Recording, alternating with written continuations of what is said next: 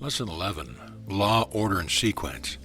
We live in a cosmos governed by laws existent by reason of the very being of the cosmos and the existence of the law.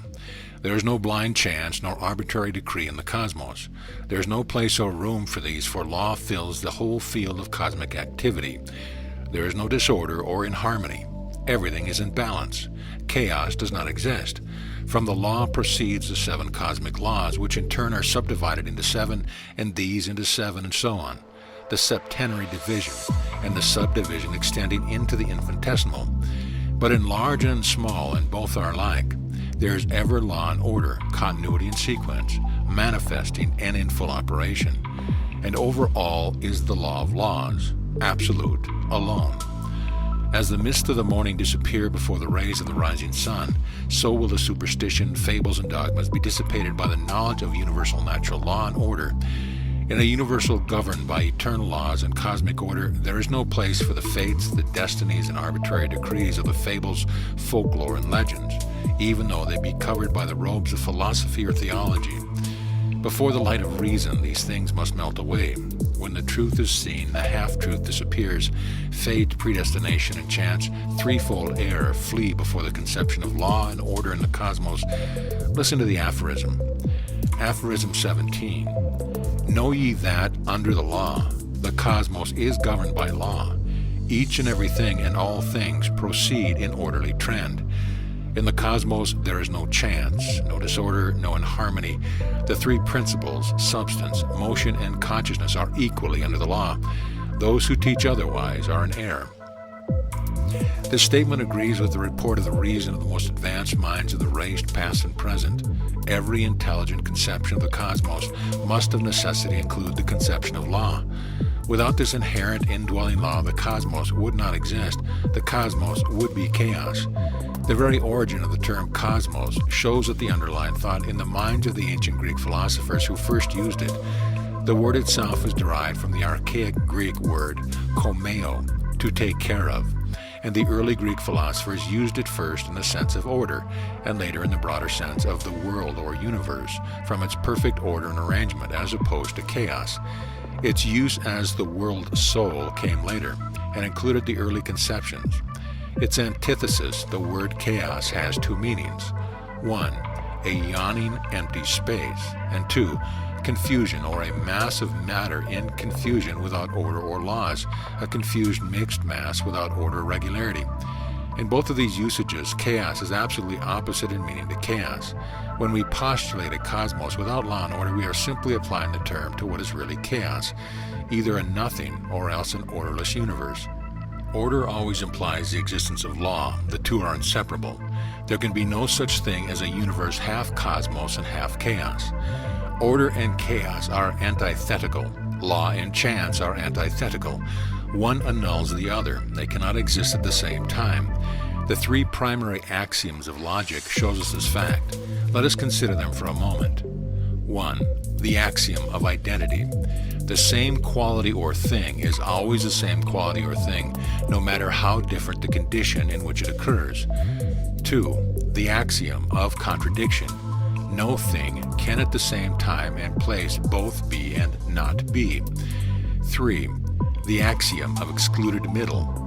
Everything must either be or not be. There is no other alternative or middle course. These are established axioms of logic. A leading authority, Professor Givon, says of them, students are seldom able to see at first their full meaning and importance. All arguments may be explained when these self-evident laws are granted, and it is not too much to say that the whole of logic will be plain to those who will constantly use these laws as the key. Therefore, we must either hold that the cosmos is under law and order, or else that it is not.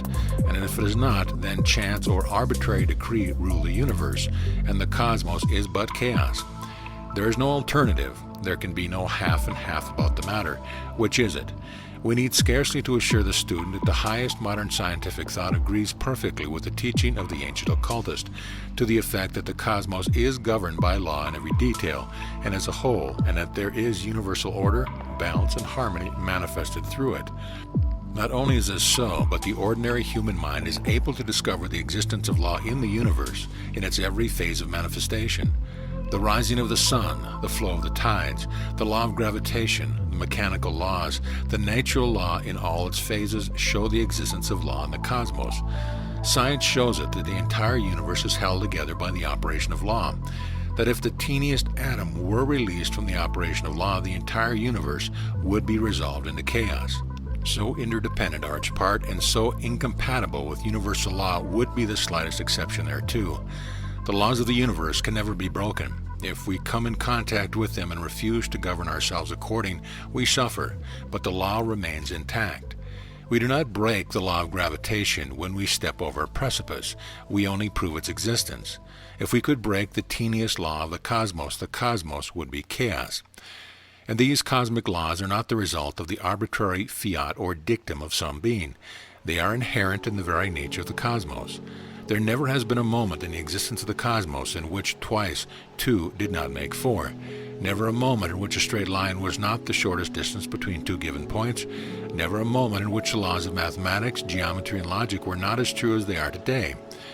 Cosmic laws were not made. They are inherent in the cosmos and inseparable from it. These cosmic laws arise from the reflected power of the law itself. They are superimposed upon the cosmos in the very nature of the cosmos. The aphorism continues, each and everything and all things proceed in orderly trend. This is a statement of the law of orderly trend, one of the 7 cosmic laws. Orderly means in order, arranged or disposed in order, observant of order or method, not disorderly, keeping order, well regulated, free from disorder or confusion, characterized by good order, according to established order or method, and according to due order or method, duly, regularly, etc. Trend is a word derived from the old root meaning a circle, a ring, round, etc., and its present accepted meaning is to move around or about, to extend or lie in a particular direction, to run, to stretch, inclination in a particular direction, or strictly to proceed in a particular direction. Its use in the arcane teaching implies a proceeding or moving forward, and also in the esoteric sense, cyclic progression. Thus the cosmos is held to trend in an orderly, regular, established manner, according to cosmic laws and under the law. Evolution is a manifestation of orderly trend and sequence. The aphorism continues, in the cosmos there is no chance, no disorder, no disharmony. We have seen that where law and order govern and rule, there can be no disorder, no inharmony. Harmony and balance maintained where law and order govern and control. We wish to add a few words regarding the subject of chance, owing to the popular misconception of the nature and meaning of this much-used word. Chance is generally held to be an accident, something happening without a cause, a supposed agent or mode of activity other than a force, law, or purpose. The word was derived from the Latin word cadentia, meaning the falling of the dice. An accident is something that happens suddenly or unexpectedly, but the word is generally used in the sense of something happening without due cause and out of the established order. The strict meaning of chance is without cause, and it is generally so used, but with the advancing knowledge of the universal prevalence of causality. Chance in the original sense of the term is no longer regarded as existent, possible, or reasonable. The word is now employed in the scientific sense of the unknown or unforeseen cause or causative event. As Bentley says, chance is but a mere name and really nothing in itself, a conception of our minds and only a compendium way of speaking, whereby we would express that such effects as are commonly attributed to chance were verily produced by their true and proper causes. The highest modern philosophical thoughts agree with the arcane teaching that in the cosmos there is no chance. Where law and order reign, there can be no chance, no accidents, no happening. In the sense of without cause, even the cast of the dice is now seen to be as much the result of law and order and sequence as is the motion of the sun, planets, and tides. Causality has been superseded by causality in philosophical thought. Aphorism 18. Know ye that each and every event and all events proceed in orderly and logical sequence. There is always a something before and a something after, which men mistakenly call cause and effect, but which in truth are but relative stages of the cosmic sequence. Aphorism 18 informs us regarding the law of sequence, another one of the 7 cosmic laws. It informs us that each and every event and all events proceed in orderly and logical sequence. This aphorism declares the principle of what modern philosophical thought is called the law of continuity, by which is meant that universal principle or law, by virtue of which there is ever maintained a relationship of precedent and subsequent cause and effect between all events, the idea being diametrically opposed to that which holds that events are independent and not related to other events. In the aphorism, the word orderly is used in a sense defined a little further back. The word logical is used in its general sense of agreeing with the natural reason, and therefore is employed by the aphorism in the sense of, in a manner which accepted by the human reason as natural, orderly according to law and reasonable, and which therefore must be reasonably expected were the preceding events known. The word sequence is used in a sense of a succession or following after in orderly arrangement and uniformity, a series of things following in a certain order of succession. The word itself springs from the Latin word sequens, meaning to follow, and the idea of following in regular order or procession constitutes the essential meaning of the term. The law of sequence causes all things to proceed in a continuous stream or procession of events. Continuous means unbroken, uninterrupted, connected with no intervening space. An event is a happening, something that occurs, the consequent or result of any action. Therefore, the law of sequence causes all happening, occurrence, or events to flow, proceed, and evolve from previous events, happenings, or occurrences, and likewise to result in subsequent events, happenings, or occurrences, which flow, proceed, and evolve from there. There is always a something before and a something after every event, happening, or occurrence. Every event has reasons, and is in itself one of the reasons for that which must follow after. Just as no link in a continuous chain can escape having a preceding and succeeding link, so no event can fail to have a precedent and subsequent event connected with and related to it. No event can be isolated from the cosmic chain of sequence, or the cosmic stream of events. No event and no thing can stand alone in the cosmos. Every thing and every event is interdependent from the very nature of the cosmos itself. Thus we see that there can be no such thing as chance or accidents in the cosmos. Nothing ever merely happens in the usual sense of the phrase.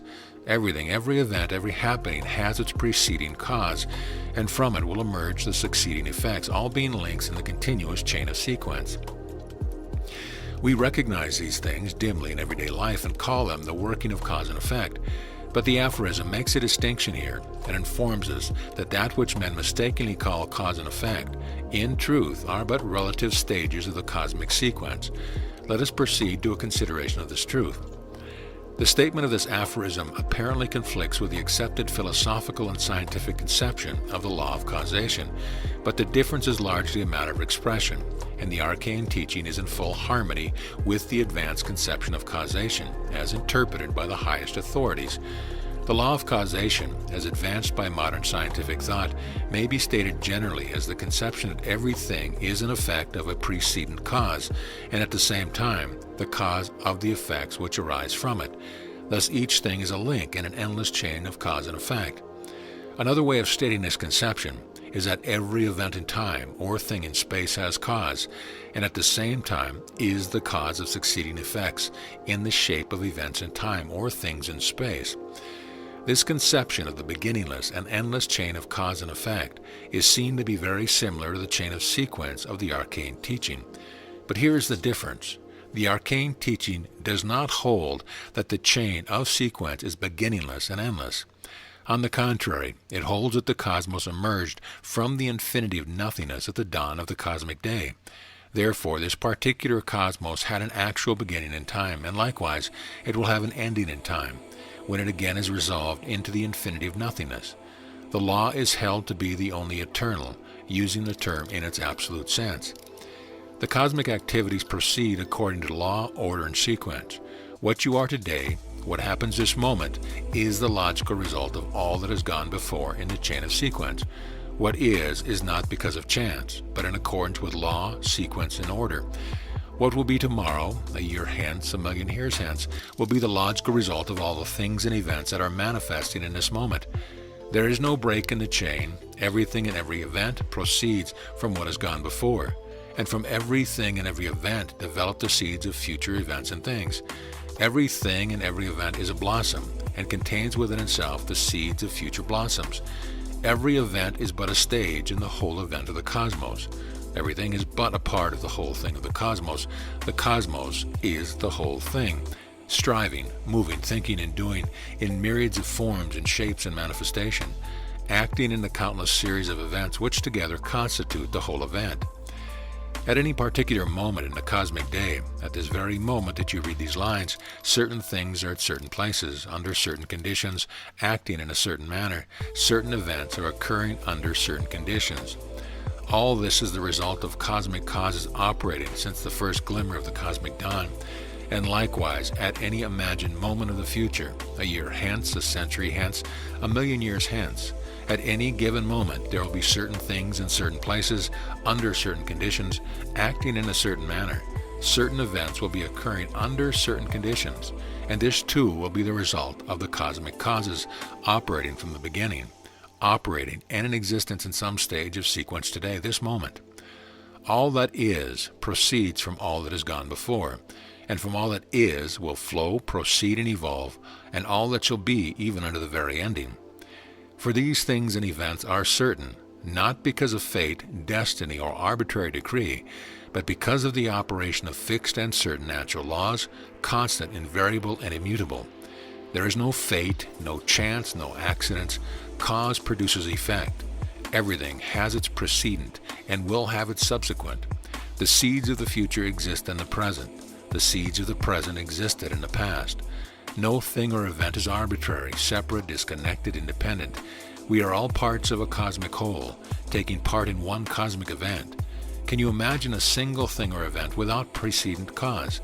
Can you imagine a cosmic law being broken? The parts are conditioned by the whole. This is not fate, but law, order, and sequence. End of lesson.